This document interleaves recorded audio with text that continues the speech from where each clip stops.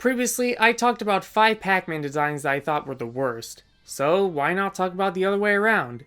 Yes, let's talk about the Pac-Man designs that I think are the best. But instead of talking about just 5 designs, let's add another design. So here are 6 designs of Pac-Man that I think are the best. But first, honorable mentions. Party Pac-Man from Pac-Man Party. I already talked about him in my worst Pac-Man designs video, but in a nutshell, he's just a nicer looking version of Ghostly Adventures Pac. Pop Pac-Man from Pac-Man Pop. He was another honorable mention in my worst Pac-Man designs video. This stylized take on the classic design I think is pretty good, besides the lack of his nose and the round pie eyes. Colorforms Pac-Man. The reason he's not on this list is actually because he shares a similar design to a version of Pac-Man who is on the list. Pac Store Pac-Man. There were these Pac-Man themed stores in Japan that were open for a limited time. This design, while good, is very lackluster, since besides the outlines, the small nose, and the red gloves, he's literally just classic Namco Pac-Man. There's just not a lot of things that make Pac Store Pac-Man stand out. Irexa Pac-Man from the Spanish release of Pac-Man. Irexa was a company that distributed Pac-Man to the Spanish market, under license by US distributor Midway. He's pretty much Midway Pac-Man, but actually decent. Pixels Pac-Man from the 2015 movie Pixels. Besides the pixelated blockiness, he's pretty much the regular 3D Wedge design that we see in almost every merchandise of the character nowadays. That's pretty much it for honorable mentions. Now let's get around to covering the main topic of this video. Greg Martin was a famous cartoon artist in the 80s and 90s. He was mainly known for making beautiful cover art for video games, both original and licensed, and I gotta say, he is beyond amazing at his job. He has made covers for a bunch of IPs such as Looney Tunes, DuckTales, Inspector Gadget, Tom and Jerry, and many Hanna-Barbera properties. He also has drawn cover arts for original video game characters as well, such as Bomberman and most famously, Sonic the Hedgehog. However, he's also done cover arts for Pac-Man as well. Now usually when artists Americanize Japanese characters, they always feel off or sometimes miss the mark of what made the original design so appealing. However, in my opinion, Greg Martin's Pac-Man is one of the only examples of this done right. However, his specific design of Pac-Man is actually not his own unique take. Which brings me to Colorforms Pac-Man, a version of Pac-Man seen in not just Colorform products, but also Golden Book products and Playskool products. He was pretty much the original Namco design of Pac-Man, but with softer features, rounder cuffs on his gloves and boots, and has fingers on his gloves. This design was used by Namco for the American market throughout the early to mid 80s. However, it was Greg Martin who took this design and gave it some nice shading and lighting. This was the Pac-Man on most, if not all, promotional material for the character in America from the early 90s up until I'd say the very early 2000s. While he's based off an existing design of Pac-Man, there are some things unique about Greg Martin Pac-Man besides Greg's iconic shading and lighting techniques. For example, his tongue is pink instead of red, and since 1995's Namco Museum Volume 1, his gloves no longer have fingers, and now have the proper mittens he's known for. The whole reason this Pac-Man design is even on the list is because I just really want to talk about Greg Martin and how amazing of an artist he was, because sadly, he passed away on May 21st, 2013. However, his art and legacy will forever live on, whether it's VHS covers, video game box arts, etc. Ah yes, the Pac-Man that started it all. You honestly can't go wrong with the classic Wedge design seen in-game on almost every Pac-Man maze game. It's just Pac-Man in his purest form, a yellow circle with a missing slice. The idea for this design came from simplifying the Japanese character for mouth. However, the roundness of the character design actually came from a pizza missing a slice. This design of Pac-Man was perfect for what designer Toru Iwatani wanted to make. The Wedge design has seen many alterations over the years in artwork and promotional materials, with my personal favorite being this one, which includes the pie eyes that the classic Namco artwork has. This was the design seen in the in-game sprite for Pac-Mania. Today you'll find it in most Pac-Man related merchandise and a few games as well. The pie eyes gave the already basic Wedge design more character, as well as closely tying in with both the Namco design and the world designs. There isn't much to say about this design of Pac-Man, it's just simple and pure Pac-Man. When I became a Pac-Man superfan around late 2010, I started playing Namco Museum 64 more and more. I once rented Pac-Man Party for the Wii, I played many Pac-Man Flash games, and I started playing the Class of '81 machine at my local movie theater, which by the way, still has it to this very day. Another piece of Pac-Man media that I indulged during my early years of being a superfan was the Hanna-Barbera produced Pac-Man series, originally aired on ABC in 1982. Even though the show was no longer airing in reruns outside of the Christmas special that would air annually on Boomerang, I watched all the episodes off of various YouTube uploads. Sadly, these uploads no longer exist, but that's besides the point. 7-year-old me loved watching this stupid show, so there is some nostalgia attached to this design. But how does it fare as a Pac-Man design? Very faithfully, actually. I can clearly tell that the artist was basing his design off of the classic Namco Pac-Man. However, he's not an exact copy, for better or worse. Like classic Namco Pac-Man, he's got the red boots, the round body, the pointed eyebrows, which changed in expression, the orange gloves, though he has fingers for some reason. But as for more original design aspects, he has a short but large nose. Sadly, they didn't keep the pie eyes, which kinda sucks for me. Usually I think you should never give Pac-Man sclera eyes. However, in the case of Hanna-Barbera Pac-Man, they actually do work here, surprisingly. Not sure why he has a hat in this cartoon, but it looks great on him. Fun fact, for the longest time, I always thought his hat was brown, but now that I'm examining his design, I just came to the shocking realization that it's actually red this whole time.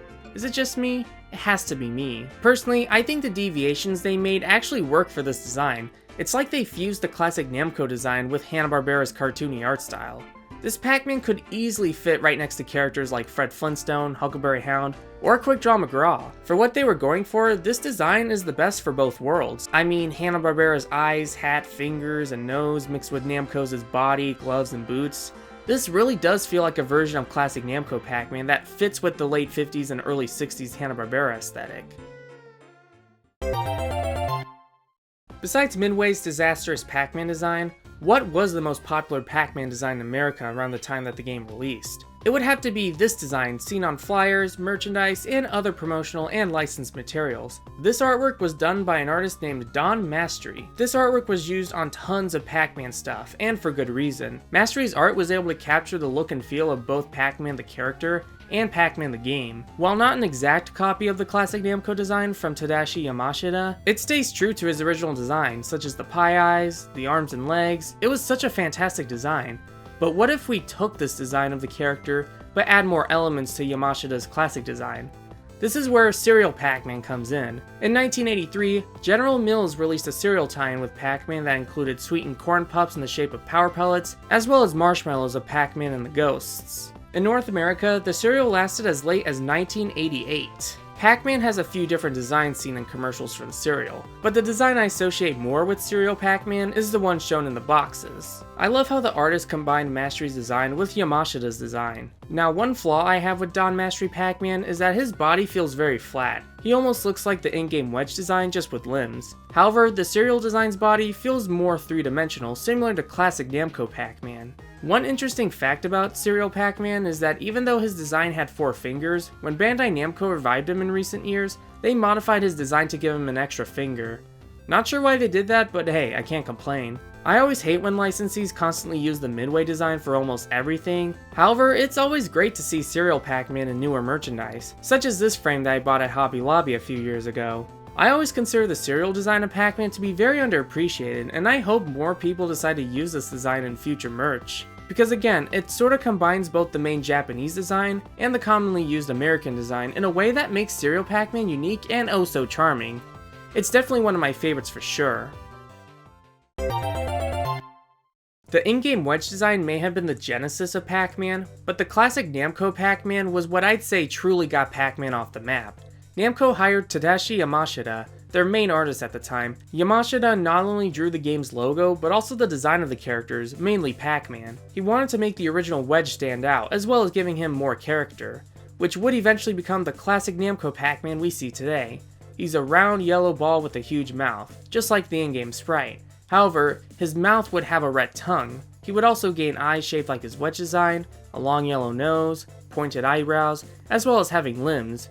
The accessories he wears are orange mittens and red shiny boots. The overall aesthetic made this Pac-Man look like someone from the golden age of animation. Think the classic rubber hose art style seen on old Disney and Fleischer cartoons. And for a simple character from a simple game, this design is perfect for the overall idea of Pac-Man. After all, the game's designer Toru Watani wanted the game to appeal to a wide audience, mainly women and children, and I think Yamashita's design was perfect for the game's target audience. At first, when Iwatani saw the art, he wasn't too thrilled about this design, as it wasn't what he quite pictured, but since there was no time to change the look, they just rolled with it. And as a result, the game went on to become a hit, thanks to its successful test market on May 22nd, 1980. Before Yamashita finalized the design, his concept art for the game's side art showed Pac-Man without gloves and had sclera eyes. Later concept art started adding shoes, gloves, and even a bow tie, which is not part of his final design. Overall, I think the final design looks the best, and as the years progressed, so did Yamashita's design. By Super Pac-Man, Yamashita had polished the classic Namco design, and overall improved many aspects of his design. This more refined look is often associated with the Pac-Man games that came after, such as Super Pac-Man, Pac-and-Pal, Pac-Land, and the arcade version of Pac-Man Arrangement. However, in the late 80s, Yamashita would leave Namco, though his design would still be used for a long while. There was an inconsistency when it came to the length of his nose. Sometimes his nose was long, while other times it was shorter. Regardless, the design was more or less the same. However, classic Namco Pac-Man would retire in the late 90s, and only made a brief return in 2010. Where he was now drawn by the franchise's current artist, Hideki Tanami. However, he was mostly retired yet again after Ghostly Adventures Pac-Man showed up and stole its spotlight. It wasn't until around 2016 or 2017 when the classic Namco design returned once again, hopefully this time for good. Personally, I think Tanami does a great job replicating Yamashita's original art style, and while he does draw the classic Namco design a little differently from Yamashita, like the nose being somewhere in between long and short, it's still mostly the same design that had been used for 44 years. And honestly, even after Namco folded and became Bandai Namco Entertainment, I'm very thankful that Tanami is still making Pac-Man artwork for the current company. Overall, you just can't beat the classic Namco design of Pac-Man. It has held up so well compared to almost every other design. However, there is one design of Pac-Man that probably has a beat. Out of all the designs of Pac-Man in existence, which one is my most favorite design of them all? The absolute best design of Pac-Man? Well, here is my number one.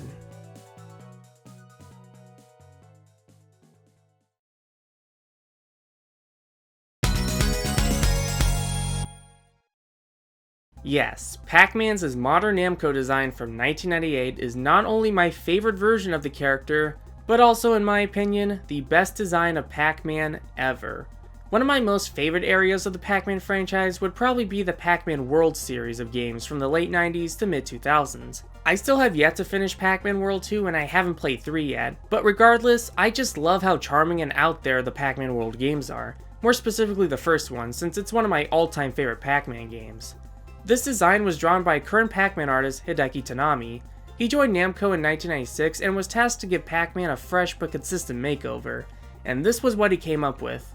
Initially debuted in 1998, it wouldn't be until 1999 when modern Namco Pac-Man debuted in Pac-Man World for the PlayStation. This would be the design used in both 2D artwork and 3D renders throughout the 2000s. However, the design would mostly be retired in 2010 in favor of the party design and later on, the Ghostly Adventures design.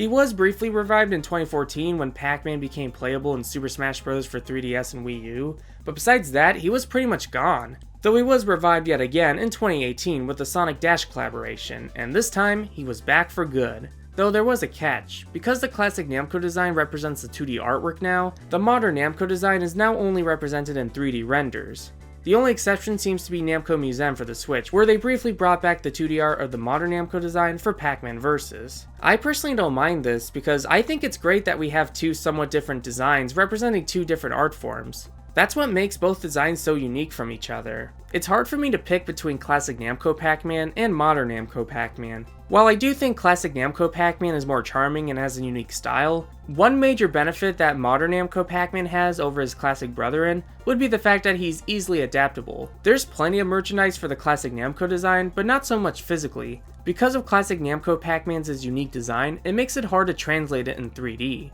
Which is why most licensors tend to use the modern Namco design for physical merch instead. The design itself looks similar to the classic Namco design, however his nose is much shorter, his boots are slightly taller, his orange mittens now look like boxing gloves with rounder cuffs, and his eyebrows are attached shorter. They're very small and minor changes, but they help make his design stand out while also staying true to the original design. This makes the modern Namco design easily adaptable, which is something that most Pac-Man designs seem to lack. There's a reason this design has been around for a long time. It's just as great as the classic Namco design. Overall, modern Namco Pac-Man does a great job at paying respects to the original design while also giving him minor but unique features. It's easily adaptable, and for fans, it has been the definitive Pac-Man design for a very long time, which is why I think modern Namco Pac-Man is without a doubt the best design of Pac-Man, period. At the end of the day, for every great design a legacy character has, they're bound to have at least designs that are both appealing and stay true to the character's original intentions. And of course, there's also some people who might agree or disagree. Some people might think a certain design of a character is better than another, which is okay. It's fun hearing what other people have to say about which version of Pac-Man they enjoy. So what do you think of these designs? Which Pac-Man design is your favorite? Did you agree with some of these choices, or do you think I should have included a different design instead? Let me know in the comments below, and I'll see you real soon. Same Pac-Man time, same Pac-Man channel.